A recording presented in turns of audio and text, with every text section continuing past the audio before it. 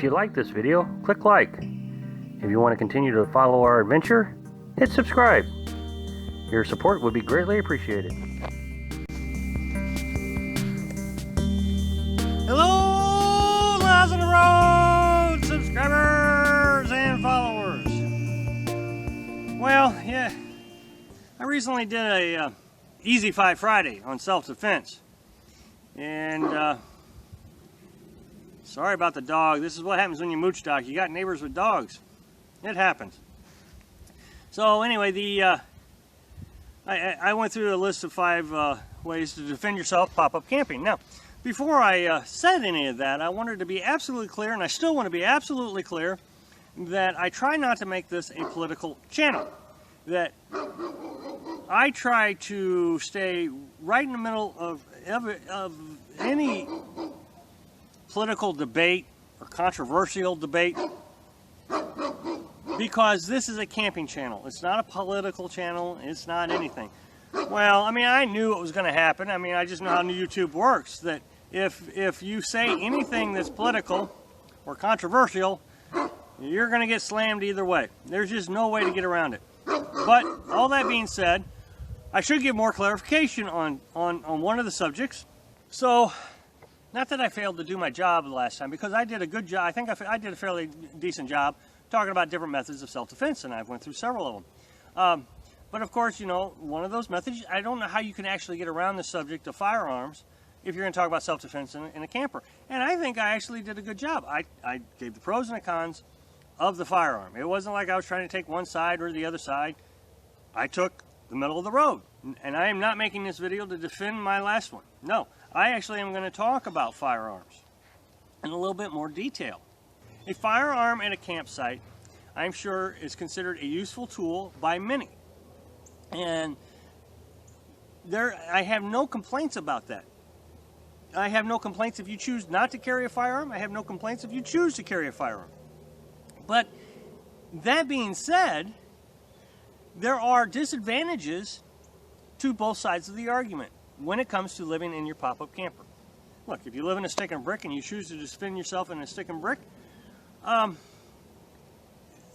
that's your business. All I'm saying is, in a camper, you may need to think about other aspects that you haven't thought about living in your stick and brick. And some of those aspects are, and I'm just going to go through them. And I did cover some of this in the self-defense. So, one is it's still a very useful tool in self-defense.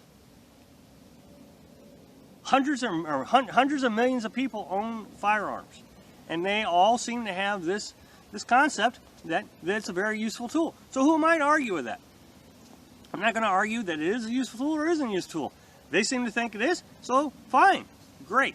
And when I did my research on that video, there are a lot of self-defense YouTube channels that show how to do it properly, and of course, if you're going to use a firearm, you need to be trained. One of the things, though, they always say, look for your backdrop. What is your backdrop if you're going to use a firearm? And if you're in a very crowded state park, just the other day, we stayed at a state park on a weekend that was holiday weekend. And there was 200 other campers there. If someone would have broken into our pop-up and I would have shot at them, there would have been no direction that I could have shot without hitting another camper if I would have missed, or if the bullet would have went through the individual. It would have been unsafe, unwise, and irresponsible of me to have shot a firearm in that camp, the state park. Somebody else could have or would have gotten hurt or killed. And you are responsible for every bullet that comes out of your firearm. That is your responsibility. So just to say, well, I'm going to carry a firearm and I'm going to shoot the intruder, okay, but make sure you're not shooting anybody else. Secondly, and I covered this one in the video also. According to at least 2 national forests, I think 3 actually, 3 national forests that we have been in, you are not allowed to discharge firearms in the national forest. Granted, there wouldn't be near as many people as in the state park that we stayed at, but the rule is you cannot discharge your firearm. Some of the comments I received says, well, I would do it anyways. I don't care what the rules are. I'd take it to court. Okay, that's your responsibility to take it to court. But also recognize, we all talk about law-abiding citizens carrying firearms. If you are a law-abiding citizen, don't we have to follow the law? So to disregard the law and say, well, I'm not going, or I'm going to shoot regardless of what the law says, that makes you a non-law-abiding citizen. And you know, we want to be law-abiding citizens. Lastly, transportation, or being able to travel from state to state to state. I live in Missouri, or I did live in Missouri. My permanent address is Missouri. If I wanted to head due east through Illinois, I cannot. Illinois requires me to have all kinds of different licenses that I don't have, Missouri does not require, nor could I obtain.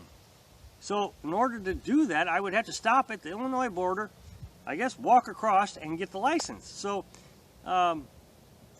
making travel plans with a firearm becomes extremely more complicated.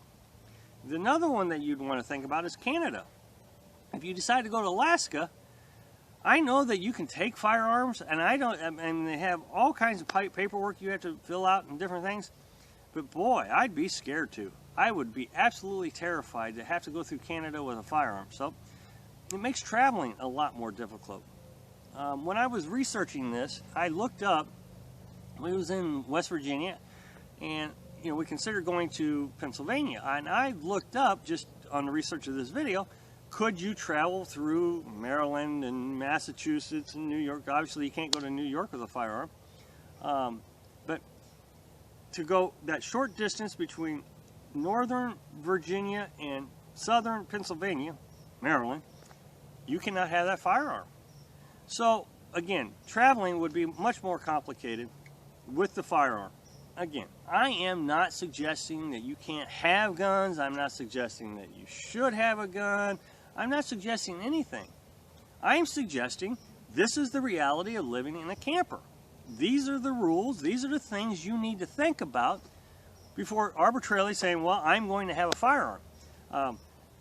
It is your choice, and I support your choice as an American to do whatever it is you feel like you need to do. But on the other hand, it's my responsibility as a full-time pop-up camper YouTuber who has made it his mission to explain the realities of living in it, what some of the obstacles are, and some of the things that I know about it. I'm not claiming to be an expert. I don't want to be an expert. This is just what I have observed. So I hope that clarifies that issue a little bit. So thanks for watching. Be sure to subscribe. Click like if you like the video. And happy travels.